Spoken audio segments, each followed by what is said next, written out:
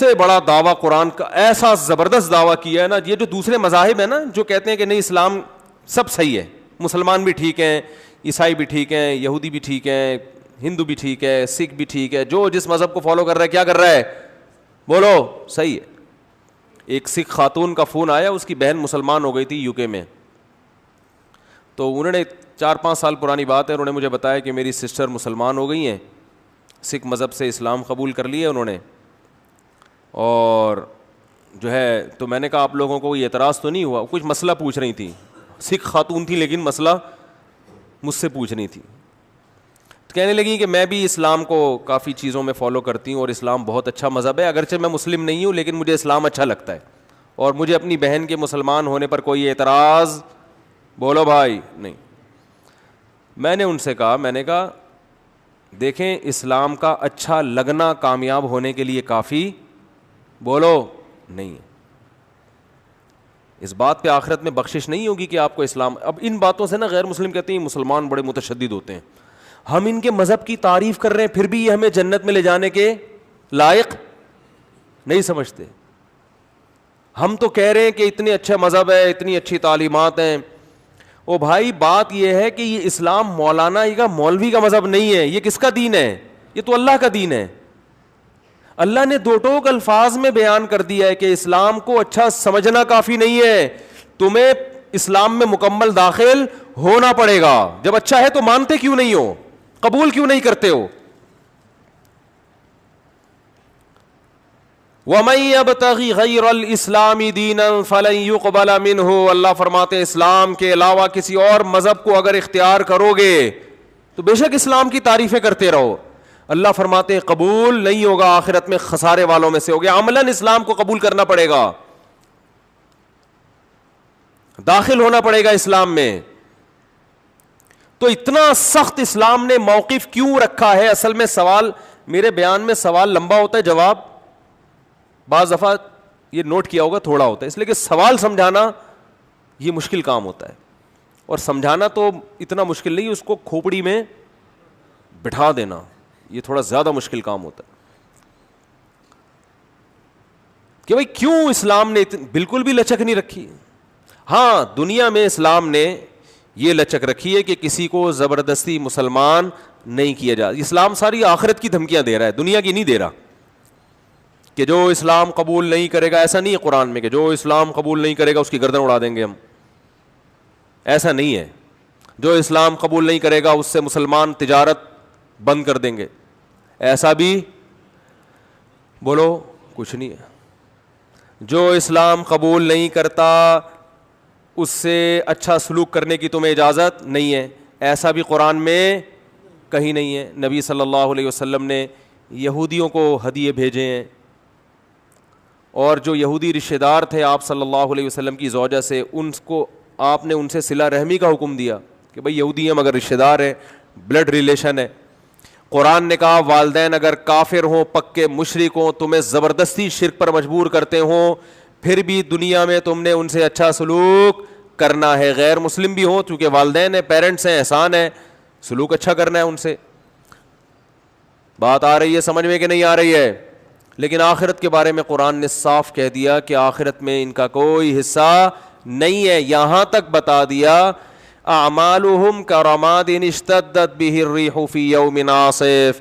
فرمایا ان کے اچھے اعمال کی مثال راکھ کے اس ڈھیر کی طرح ہے. ہوا کا ایک جھونکا پورے ڈھیر کو سیکنڈوں میں اڑا کے ختم کر دیتا ہے. جب ہم کاغذ یا لکڑی جلاتے ہیں، جلا جلا کے وہ کیا بن جاتی ہے؟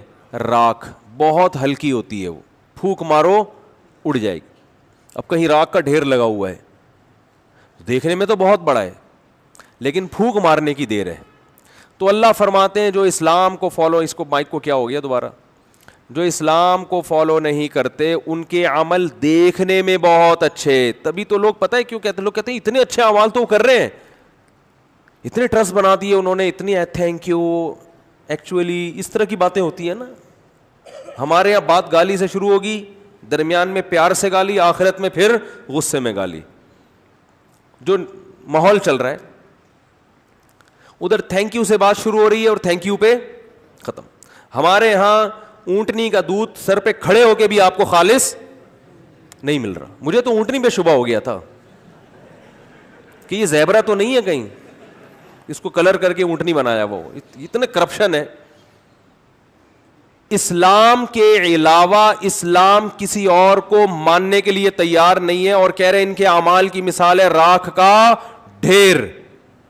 کیوں اتنا بڑا دعویٰ کر رہا ہے؟ سوال میں یہ سارا ٹائم لگ گیا. بھائی اصل میں بڑا دعویٰ جب کیا جاتا ہے جب اس کی دلیل اتنی مضبوط ہو کہ اس دلیل میں 2 اور 2 4 کی طرح جواب آتا ہو اس کا.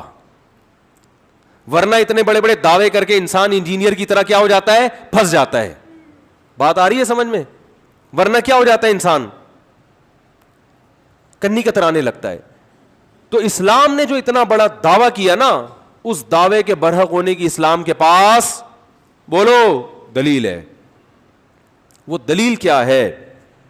کہ اسلام کہتا ہے کہ جو لا, جو قوانین اللہ نے بتائے ہیں جن کو فالو کیے بغیر نجات ممکن نہیں ہے, ان قوانین کی ٹکر میں دوسرا کوئی قانون لے کر آؤ. تم کوئی ضابطۂ حیات لے کر آؤ جو اس کے مقابلے میں ٹھہر سکے. کسی کے پاس بولو ہے ہی نہیں, کسی بھی معاملے میں نہیں ہے. تو میں نے جو آیت پڑھی تھی نا, اس میں 2 چیزوں کو صرف فوکس کیا تھا. دیکھیں, عبادت دنیا کے ہر مذہب میں ہوتی ہے اور کسی کو کسی کی عبادت پہ کوئی اعتراض نہیں ہوتا. ہندو مندر میں جاتے ہیں, مسلمانوں کا اعتراض ہوتا ہے؟ بولو نا. مسلمان مسجد میں آتے ہیں, ہندوؤں کو اعتراض ہوتا ہے, امریکہ کو اعتراض ہوتا ہے, جاپان کو کوئی اعتراض ہے. بلکہ جو ان میں اچھے پڑھے لکھے لوگ ہیں وہ اور اپریشیٹ کرتے ہیں, چلو یار اچھا ہے, ہم نہیں اپنے مذہب کو فالو کر رہے, تم تو کم از کم کر رہے ہو. اسلام کی جو لڑائی ہے نا اصل میں وہ 2 چیزوں میں ہے اس وقت پوری دنیا سے. 2 چیزوں میں لڑائی ہے. کتنی چیزوں میں؟ جس میں اسلام اور دنیا کے دیگر تمام مذاہب اور تمام قومیں آ کے ایک میدان میں آمنے سامنے کھڑی ہو گئی ہیں. 2 چیزوں میں. جن چیزوں کا آخرت سے تعلق ہے اس میں کوئی آپ سے لڑنے کے لیے تیار نہیں ہے. وہ کہتے ہیں بھائی جس کا آخرت پہ یقین ہوگا تو کر لے, نہیں ہے تو نہیں کرے. لیکن 2 چیزیں ایسی ہیں جن 2 چیزوں کا تعلق آخرت سے نہیں ہے بلکہ اس کا رزلٹ فوراً دنیا میں نظر آتا ہے. ایک اسلام میں جو حیا, پردہ, مرد اور عورت کا اختلاط, اس کی اسلام اجازت نہیں دیتا. یہ پوری دنیا اس میں اسلام کے مقابلے میں آ کے کھڑی ہو گئی ہے. دوسرا, اسلام کا جو معیشت کا نظام ہے, سمجھ میں آ رہی ہے بات؟ کیپٹلزم ایک الگ سسٹم ہے, سرمایہ دارہ نظام ایک الگ سسٹم. اسلام نے جو معیشت کے جو اصول بیان کیے ہیں نا, معیشت کے اصول, کہ پیسہ ڈیوائڈ جو پبلک میں ہوگا کن اصولوں کی بیس پہ ہوگا, یہ ایک ایسا نظام ہے جو دنیا کی آنکھوں میں آنکھیں ڈال کے بات کر رہا ہے. بہت مشکل ہے. وقت پورا ہو گیا تو اب اور مشکل ہو گیا بات سمجھانا, تو میں پھر سمجھاؤں گا انشاءاللہ 2 منٹ میں اپنی بات مکمل کر کے, پھر میں یا تو جمعے کے بعد تھوڑی دیر بیٹھے ہیں ورنہ پھر اگلے ہفتے. 2 چیزیں ایسی ہیں جس میں اسلام اس وقت پوری دنیا کی آنکھوں میں آنکھیں ڈال کے بولو نا بات کر رہا ہے, اور پوری دنیا کو اسلام ان 2 چیزوں کی وجہ سے ہی کھٹک رہا ہے. باقی کسی چیز میں ان کو نہ کوئی داڑھی پہ اعتراض ہے میرے بھائی, سمجھ رہے ہو؟ ان کو نہ نماز پہ اعتراض ہے. وہ کوئی دفتر میں آپ کو نماز سے ایک وقتی طور پہ منع کر دے کہ اس کا کاروبار کا نقصان, اور وہ تو ایک نجی معاملہ ہے نا. جو بڑی سطح پہ 2 چیزیں ہیں جس میں اسلام کیا کر رہا ہے, دنیا کی تہذیبوں سے ٹکرا رہا ہے.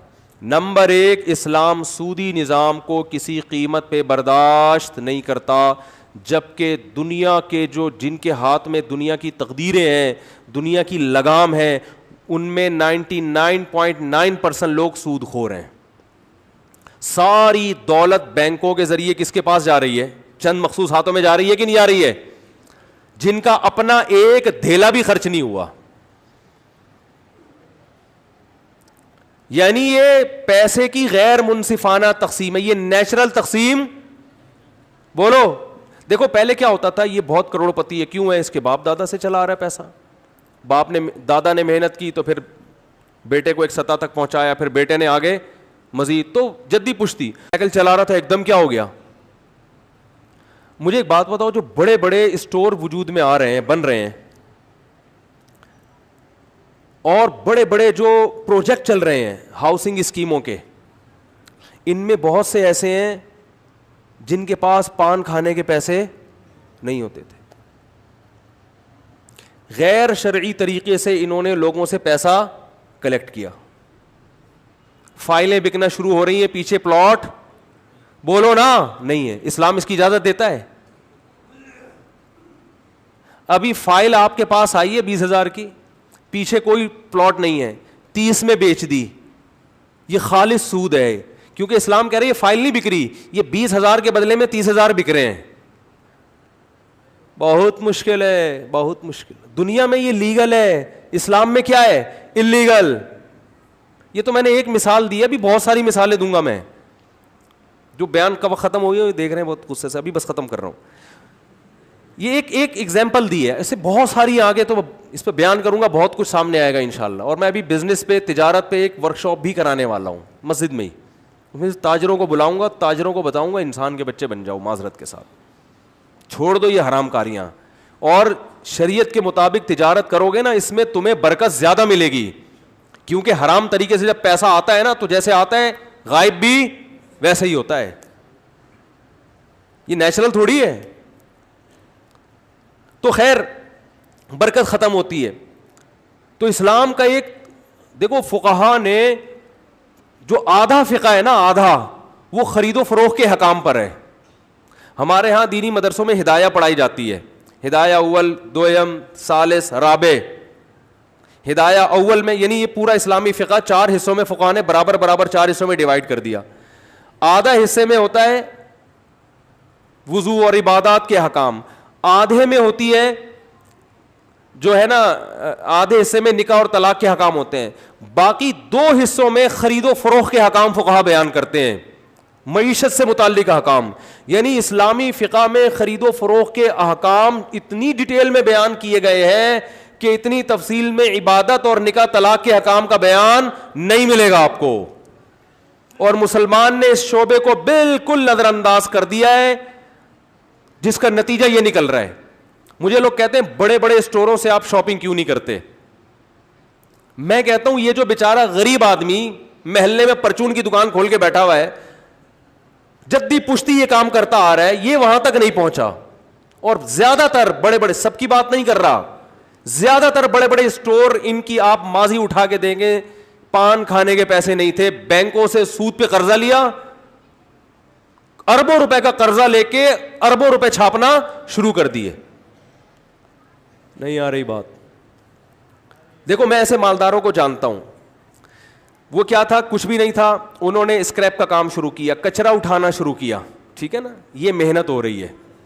کچرا اٹھانا شروع کیا, کچرا اٹھا کے بیچنا شروع کیا. اس کچرے پہ محنت کرتے کرتے ان کو تانبے کا, پیتل کا, گولڈ کا, سلور کا فرق اپنی ایبلٹی کی بیس پہ پتہ چلنا شروع ہو گیا. حالانکہ انہوں نے اسکول میں ایک دن بھی نہیں پڑھا, ان کو گولڈ کی ڈیفینیشن نہیں پتا, فارمولا نہیں پتا کیا ہے. پھر وہ محنت کرتے کرتے کرتے 15-20 سالوں میں جا کے اسکریپ کا اور کروڑوں روپے کا ان کا بزنس ہے. یہ نیچرل ہے. یہ کیا ہے میرے بھائی, بولو, یہ نیچرل ہے. آگے ان کے مرنے کے بعد ان کے بچوں کے پاس آنا, یہ بھی کیا ہے, نیچرل. باپ کی محنت کا فائدہ کون اٹھا رہا ہے, بیٹا. لیکن یہ آدمی اگر یہ نہ کرتا, یہ بینک کے پاس جاتا کہ مجھے 1 کروڑ روپے چاہیے, کنٹینر آیا ہوا ہے, اس کو خرید کے آگے مارکیٹ میں بیچنا ہے میں نے. ٹھیک ہے, بینک نہیں دیتا, غریب آدمی کو نہیں دیتا, لیکن یہ اکاؤنٹ شو کر دیتا اپنے ماموں کا, اپنے چاچو کا, کسی کا بھی, اس کا بھی کچھ کمیشن باندھ دیتا. یار تمہارا اکاؤنٹ, تمہارا نام استعمال ہوگا, لیکن ہے یہ میرا, ہوتا ہے نا یہ. تو یہ میرا خیال ہے 1 ہفتے میں جتنا پیسہ آج اس کے پاس ہے, 1 ہفتے میں آ جاتا ہے کہ نہیں آ جاتا؟ بولتے کیوں نہیں آ جاتا؟ اور ایک دفعہ جب بینک کو اعتماد ہوتا ہے کہ یہ قرضہ اس نے لوٹا دیا ہے, اب اس کی لاٹری, پھر یہ ملک کا صدر بنتا.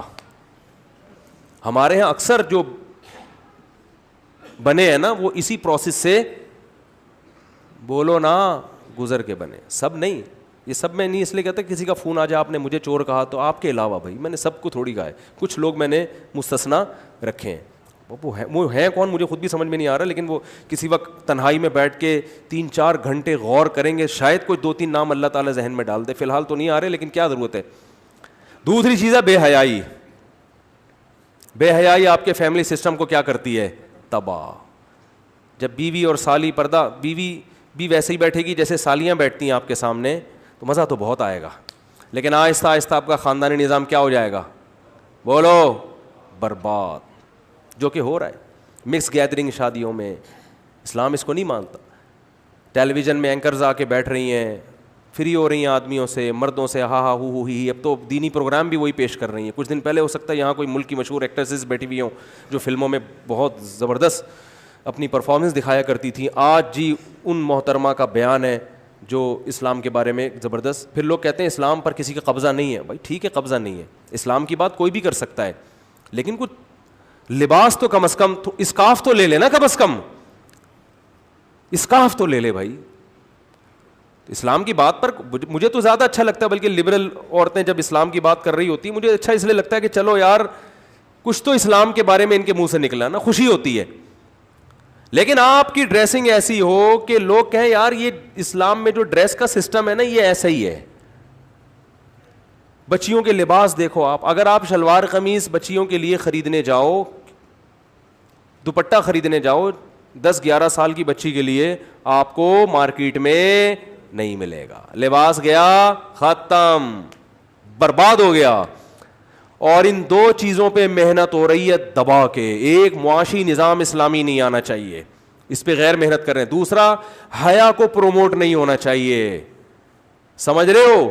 اور یہ جو میرے خلاف بہت سارے کلپ آئے ہیں نا, ابھی بہت سارے آ رہے ہیں, الٹے 4-4 سال کی بچیوں سے شادی کی ترغیب دے رہا ہے. سب کو پتا ہے کوئی دنیا میں پاگل کسی کو ممبر پہ بیٹھ کے 4 سال کی بچی سے شادی کی ترغیب نہیں دے سکتا. یہ اتنے گھننے نہیں ہیں. یہ اس لیے کر رہے ہیں کہ اس سے پہلے میں نے 3 بیوہ عورتوں سے نکاح کی ترغیب دی ہے. وہ ٹھڑک 3 بیوہ عورتوں سے نکاح کی جو ہے نا, اس کے خلاف کی جو ٹھڑک ہے وہ نکالی انہوں نے اس مذاق پہ ہے. سمجھ رہے ہو؟ کوئی صحافی جو حیا کی بات کرے گا اس کو یہ پنپنے نہیں دیں گے.